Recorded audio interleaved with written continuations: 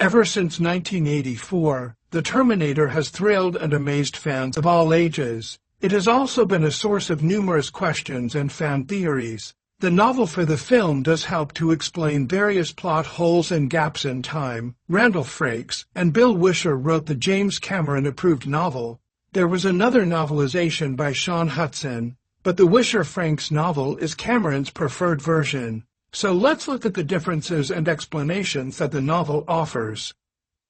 Just for fun, let's start off with the garbage truck driver. Delray Goines was a promising linebacker for the Houston Oilers. Guess we had to get an ex-football player in the franchise somehow. But a knee injury cut his career short after 2 seasons. Garbage wasn't his dream job, but he had alimony, his bookie, his dog, and himself to feed, but took solace in the music of B.B. King as he drives around the city all night.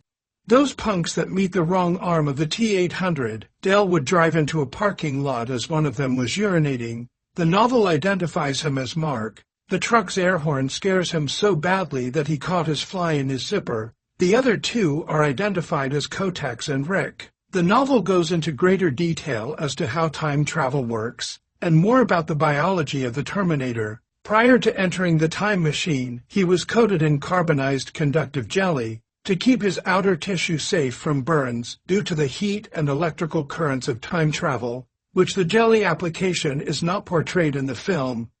While walking up to the punks, the ash from the jelly mixed with rain, making the Terminator look like a Greek sculpture. The novel does say that the Terminator kills Rick, even though he does offer up his clothes like in the film. Kyle Reese comes through at 4:12 a.m. the same night and wipes off the jelly residue that his fellow soldiers had smeared on him, so they at least knew that time travel burns. Do you know how you hardly see Kyle sleep in the movie? That's because Kyle was basically on meth while getting gelled up for time travel. They pumped him full of amphetamines as well.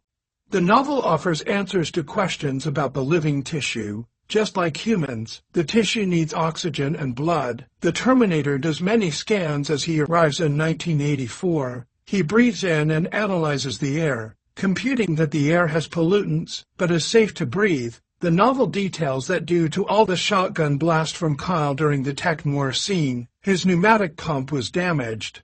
He has no blood flow supporting his tissue. That is why his skin is literally rotting away, stinking up the entire hotel.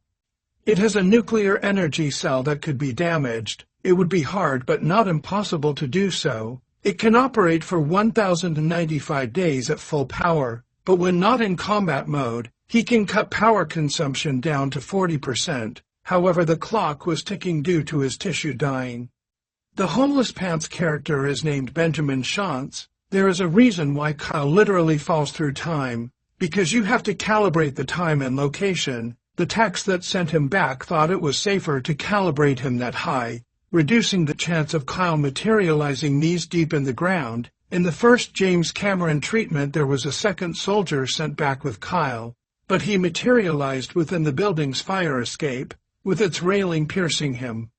Since Skynet had built the time machine and had more time to plan, the Terminator had a much easier time placement.